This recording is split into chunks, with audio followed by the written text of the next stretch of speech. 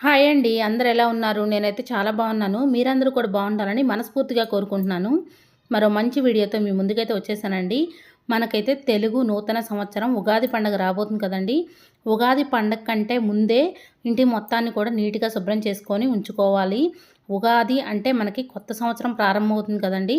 కొత్త సంవత్సరంలో లక్ష్మీదేవి అమ్మవారు మన ఇంట్లోకి అడుగు పెట్టాలి అంటే మన ఇల్లంతా కూడా పాజిటివ్ ఎనర్జీతో నిండి ఉండాలి. ఉగాది పండగ కంటే ముందే ఇంటి మొత్తాన్ని కూడా శుభ్రం చేసుకోవాలి. అయితే ఈ ఉగాది పండగకి ఇల్లుని ఎప్పుడు శుభ్రం చేసుకోవాలి? అలానే మనకి గ్రహణం ఏర్పడబోతుంది కదండీ! గ్రహణం గురించి కూడా చెప్తాను. ఈ 2025 సంవత్సరంలో రెండవ సూర్యగ్రహణం ఏర్పడుతుంది. ఇది కూడా పాక్షిక సూర్యగ్రహణం. పట్టు విడుపు సమయంలో అలానే గర్భిణీ స్త్రీలు ఎలాంటి నియమాలను పాటించాలి? ఉగాదికి ఇంటిని ఎప్పుడు శుభ్రం చేసుకోవాలి? అమావాస్య రోజున ఇల్లు శుభ్రం చేసుకోవచ్చా లేదా? అలానే ఉగాది పండుగ రోజున కొంతమంది నాన్ వెజ్ తింటారు కదండీ! అసలు నాన్ వెజ్ తినొచ్చా లేదా? అనే పూర్తి విషయాలను ఈ వీడియోలో షేర్ చేస్తానండి. మనకి గ్రహణాలు 2 రకాలుగా ఏర్పడతాయి. ఒకటి సూర్యగ్రహణం, రెండవది చంద్రగ్రహణం. చంద్రగ్రహణాలు ఎప్పుడూ కూడా పౌర్ణమి సమయంలో మాత్రమే ఏర్పడతాయి. సూర్యగ్రహణం మాత్రం అమావాస్య తిథి ఉన్నప్పుడు మాత్రం ఏర్పడతాయి. సూర్యగ్రహణం అంటే భూమికి, సూర్యుడికి మధ్య చంద్రుడు వచ్చినప్పుడు భూమి మీద కొంత భాగంలో సూర్యుడు పూర్తిగా లేక పాక్షికంగా కనిపించడు. అలా కనపడపోవడం వల్ల సూర్యగ్రహణం ఏర్పడుతుంది. ఈ 2025 సంవత్సరంలో పాక్షిక సూర్యగ్రహణం ఏర్పడబోతుంది. అది కూడా అమావాస్య తిథి రోజున ఏర్పడుతుంది. ఈ 2025 రెండవ సూర్యగ్రహణం భారతదేశంలో కనిపించదు. భారత కాలమానం ప్రకారం భారతదేశంలో కనిపించదు. కాబట్టి గ్రహణానికి సంబంధించిన నియమాలు ఏమీ కూడా పాటించిన అవసరం లేదు. అలానే గర్భిణీ స్త్రీలు కూడా ఎలాంటి నియమాలను పాటించిన అవసరం లేదు. అయితే కొన్ని ప్రదేశాల్లో ఏర్పడుతుంది. ఏ దేశాల్లో ఏర్పడుతుందో ఆ దేశాల్లో గ్రహణ నియమాలను పాటించాలి. రాహుగ్రస్త పాక్షిక సూర్యగ్రహణం 2025 మార్చి 29 శనివారం రోజున అమావాస్య రోజున కనిపిస్తుంది. అది కూడా కొన్ని దేశాల్లో మాత్రమే కనిపిస్తుంది. భారతదేశంలో ఎలాంటి సూర్యగ్రహణం ఏర్పడదు. కాబట్టి ఎలాంటి నియమాలను పాటించాల్సిన అవసరం లేదు. పట్టు విడుపు సమయంలో 2025 మార్చి 29 మధ్యాహ్నం 2:20 నుండి సాయంత్రం 6:13 వరకు ఉంటుంది.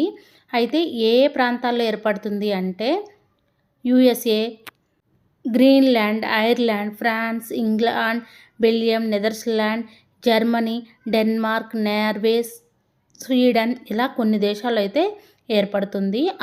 ఆ ప్రాంతాల్లో మాత్రమే గ్రహణ నియమాలను పాటించాలి.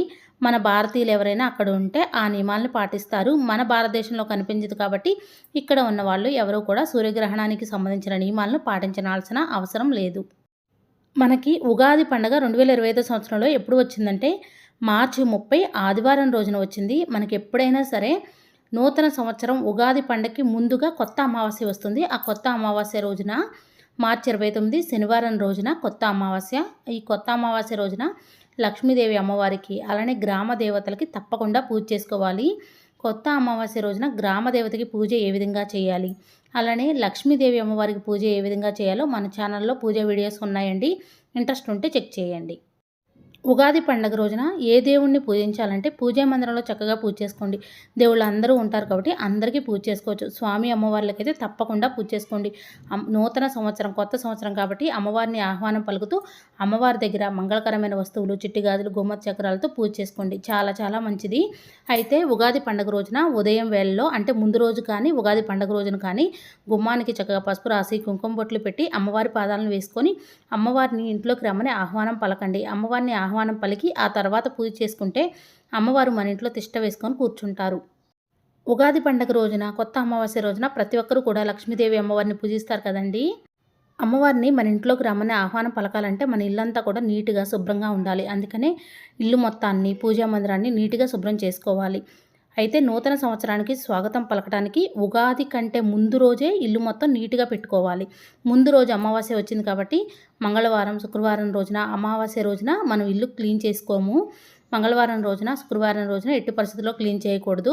అయితే మార్చి 28 శుక్రవారం రోజున కూడా క్లీన్ చేయకూడదు. కాబట్టి మార్చి 26, మార్చి 27 ఈ 2 తారీఖుల్లో ఇంటిని క్లీన్ చేసుకోవచ్చు. ఎవరన్నా అమావాస్య రోజు పట్టించుకోని వాళ్ళు ఉంటే అంటే కొత్త అమావాస్య రోజున మనం గ్రామ దేవతని లక్ష్మీదేవి అమ్మవారిని పూజిస్తాం కదండి.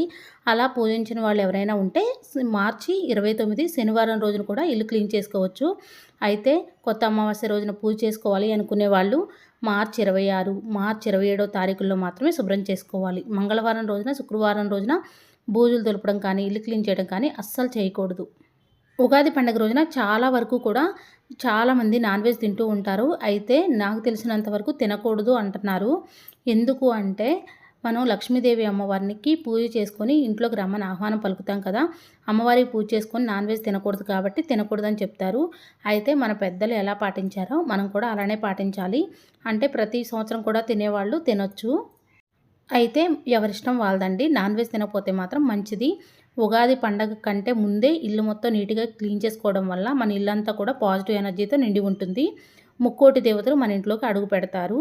ఉగాది పండుగ రోజున చక్కగా గుమ్మానికి పసుపు రాసుకొని, కుంకుమ బొట్లు పెట్టి అమ్మవారిని ఆహ్వానం పలకాలి. గుమ్మానికి చక్కగా మామిడి తోరణాలు కూడా కట్టుకోండి. తెలుసుకున్నారు కదండి. ఉగాది పండగకి ఇంటిని ఎప్పుడు శుభ్రం చేసుకోవాలి, ఉగాది పండుగ రోజున నాన్ వెజ్ తినొచ్చా లేదా, అలానే సూర్యగ్రహణం గురించి నాకు తెలిసిన విషయాలను షేర్ చేశాను. నా ఈ వీడియో మీకు నచ్చిందని అనుకుంటున్నాను. నా వీడియో నచ్చితే ప్లీజ్ లైక్ చేయండి, షేర్ చేయండి, కామెంట్ చేయండి ఫ్రెండ్స్. కొత్త వారు ఎవరైనా మన ఛానల్ చూస్తున్నట్టయితే సబ్స్క్రైబ్ చేసుకోండి. Thank you for watching. Bye అండి.